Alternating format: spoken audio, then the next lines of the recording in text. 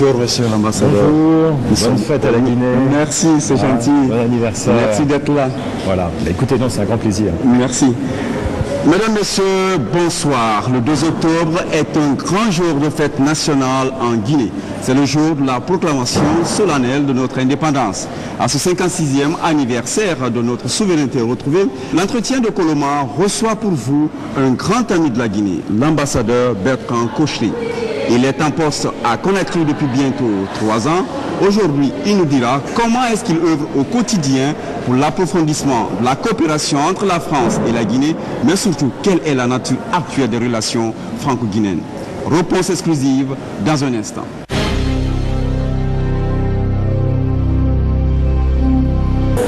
Monsieur Bertrand Kochri, bienvenue dans cette émission. Merci. Alors, nous sommes le 2 octobre, le jour anniversaire de l'indépendance de la Guinée, une proclamation faite en 1958, c'est-à-dire 2 jours avant l'adoption même de la constitution de la 5e République, c'était le 4 octobre.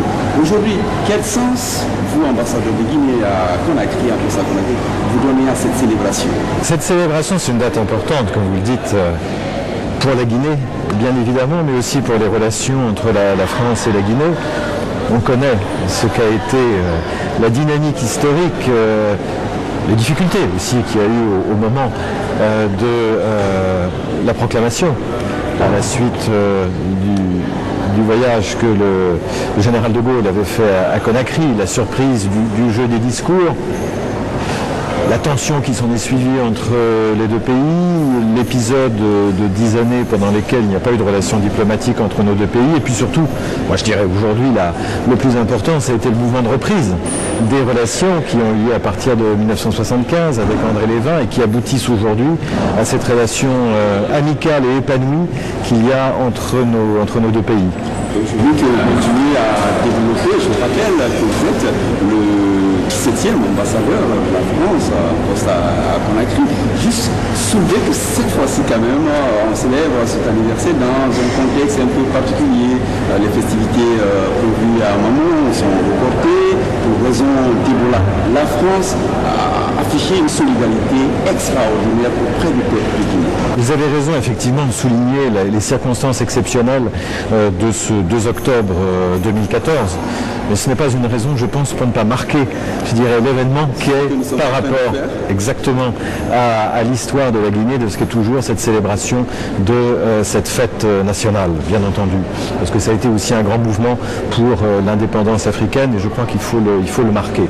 Et je crois que justement, dans ces circonstances de la lutte contre l'épidémie d'Ebola, dans ce contexte d'épreuve que traverse la Guinée, comme la Sierra Leone, comme le Libéria voisin, il est important que tous les Guinéennes et tous les Guinéens se rappellent ce que c'est que d'être Guinéen et d'un jour d'avoir décidé de faire de ce pays un pays indépendant. Vous voyez, c'est la France, l'ancienne puissance coloniale, qui le dit. Et la France qui effectivement, on ne peut plus présente aux côtés de la Guinée, comme d'ailleurs le président François Hollande l'a rappelé lorsque hier il a reçu le président Alpha Condé à l'Élysée, où il a rappelé que l'engagement total de la France et la solidarité totale de la France aux côtés de la Guinée dans la lutte contre l'épidémie d'Ebola. La France a réussi à marquer des points extraordinaires dans cette bataille contre Ebola. D'abord faire preuve de solidarité. Vous avez eu le passage ici à Conakry, notamment de la secrétaire d'État à la coopération et au développement, mais aussi au niveau des instances internationales. La Guinée n'était pas seule. La France s'est montrée aux côtés de la Guinée, notamment dans la résolution, dans l'adoption de la résolution 2177 des Nations Unies.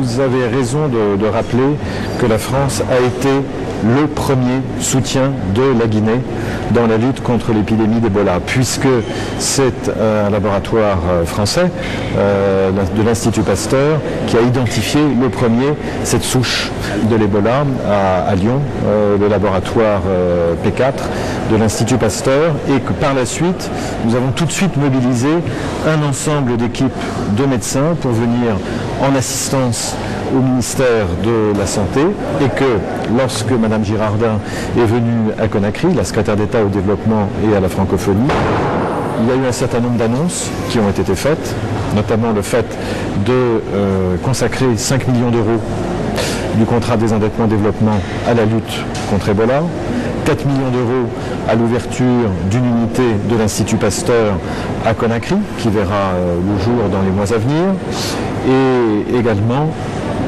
d'annoncer, ce qui a été officiellement fait par le président François Hollande, la mise en place d'un 3e centre de traitement Ebola qui aura lieu en Guinée forestière, à Macenta, au début du mois de novembre. En 2003, nous avons eu un premier grand rapprochement entre la Guinée et la France au niveau des Nations Unies sur la crise irakienne notamment. En 2010, la France est impliquée dans le retour à la démocratie et depuis, on voit qu'un renforcement, les relations sont intensifiées beaucoup plus que par le passé. C'est exact, notre approche de la relation bilatérale franco-guinéenne est une approche tous azimuts, si je puis dire, dans tous les grands secteurs où il y a besoin d'appuyer les programmes de réforme et de développement de la Guinée. Dans le domaine de la gouvernance démocratique, dans le domaine du développement économique et de l'appui dans les institutions financières internationales, dans le domaine culturel également et de l'enseignement du français, parce que c'est un enjeu considérable, comme le témoigne par exemple l'ouverture normale du lycée Albert Camus dans cette période d'épidémie d'Ebola. C'était un signal fort qu'il fallait adresser à la Guinée, signal de confiance. Également le centre culturel franco-guinéen qui fonctionne. Et cela fait partie de cet effort global que nous faisons avec vous, pour vous, dans un climat d'amitié renforcé. S'agissant plus particulièrement des instruments que nous mobilisons, je rappellerai que lorsque Mme Girardin est venue les 13 et 14 septembre dernier, il y a eu la signature du document cadre de partenariat entre la France et la Guinée pour les années 2014-2016, qui suivait la signature du contrat de désendettement-développement, d'un premier contrat de désendettement-développement pour un montant de 75 millions d'euros. Donc ce sont des pas, ce sont des jalons, en particulier dans le domaine de la réforme du secteur de la sécurité et dans celui de la justice. Monsieur l'ambassadeur, sur le plan public, les efforts sont là. Et sur le plan privé, encore, on a du mal à voir le démarrage s'accélérer. Le MEDEF est attendu, certes, à Conakry, mais les entreprises françaises ne sont pas encore assez présentes en Guinée. Est-ce que vous pensez que les prochains jours vont être un lendemain? Lorsque le président François Hollande a reçu le président Alpha Condé, et lorsqu'ils se sont exprimés l'un et l'autre sur le perron de l'Élysée, le président de la République française a bien rappelé que la France était là, aux côtés de la Guinée, pour que ce pays reste ouvert, et pour preuve, le maintien de la ligne d'Air France, qui est une des rares compagnies aériennes qui aujourd'hui continue à desservir Conakry. Nous pensons que c'est essentiel. Air France, c'est une grande entreprise française, puisque vous parliez de la présence des entreprises françaises. Et le président Hollande a également souligné à quel point il souhaitait qu'il y ait la poursuite de ce mouvement de développement des affaires et d'implantation d'entreprises françaises en Guinée. Il y en a qui sont présentes, je crois qu'il ne faut pas le sous-estimer. Quelques grands noms, quelques fleurons des plus belles compagnies françaises sont là. Je pense à Bolloré, je pense à Total, je pense à la BNP ou à la Société Générale par la filiale la BCG et la SGBG. Pensons également à des noms historiques comme la CFAO, qui est une compagnie, je dirais, ancienne dans le monde africain, ou d'autres comme Veritas. Ce sont, je dirais, services, banques. Bon, Bolloré est engagé sur des projets, je dirais, novateurs, avec la Blue Line et la Blue Solution. Le MEDEF, vous avez raison de le rappeler, est venu au début du mois de juillet. Ça fait partie de mes efforts personnels pour qu'il y ait davantage d'entreprises françaises qui soient là et qui participent des perspectives d'essor économique liées notamment au secteur minier en Guinée, mais pas exclusivement. Je rappelle que la France reste le premier donateur la Guinée, devant le Japon, devant les États-Unis. Est-ce qu'il y a un programme aujourd'hui d'aide spécifique à la Guinée? Je l'ai esquivé, je l'ai esquissé cette question du contrat de désendettement-développement qui fait partie de tout l'appui que nous apportons à la Guinée dans le cadre des réunions des partenaires financiers internationaux, auprès de l'Union européenne également. Nous plaidons aussi la cause de la Guinée. Ce sont, je dirais, autant d'éléments qu'il faut maintenir dans la durée. Encore il y a peu, nous avions une réunion de travail avec le ministre de l'économie et des finances. Nous savons que l'année 2014 et l'année 2015 se placent sous des perspectives qui sont plus difficiles que ce que l'on pensait au départ, du fait de l'épidémie d'Ebola qui va entraîner une diminution de 2 points de croissance pour le pays. Ça va nécessairement avoir des incidences sur le plan des équilibres macroéconomiques.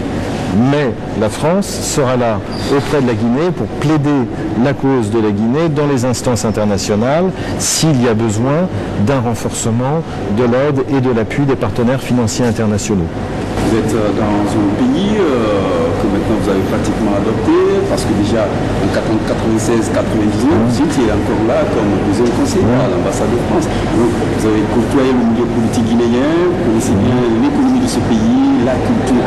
Aujourd'hui, dans le contexte actuel des relations franco-guinéennes, quel pari vous faites sur son peuple et sur son développement? Je parie positivement. Je pense que la Guinée a des atouts considérables, qu'elle doit jouer de tous ses atouts, et notamment de l'atout culturel. Pourquoi cette insistance de ma part sur la dimension culturelle? Parce que on sait très bien que tout pays, toute démocratie est faite d'affrontements politiques. C'est la règle du jeu. Qu'il y a un danger, qui est celui du clivage ethnique, qui est parfois instrumentalisé par des partis politiques. Que ce risque de division est particulièrement néfaste pour l'avenir du pays.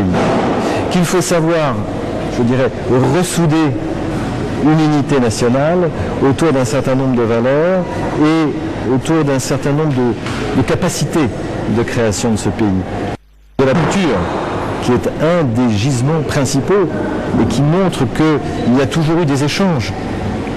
Que l'on soit de la Basse-Côte, de la Moyenne-Guinée, de la Guinée forestière ou de la Haute-Guinée, c'est cela, je dirais, qui forme l'identité guinéenne historique. Et je crois que plus que jamais aujourd'hui, il faut réussir à faire un pont entre ces richesses du passé et l'avenir du pays. C'est pour ça que nos dossiers, ceux qui ont mené la lutte pour l'indépendance, se sont bâtis pour aller vers cette indépendance. Tout à fait. Je crois qu'avec de la distance, on arrive toujours à se réconcilier sur les valeurs essentielles.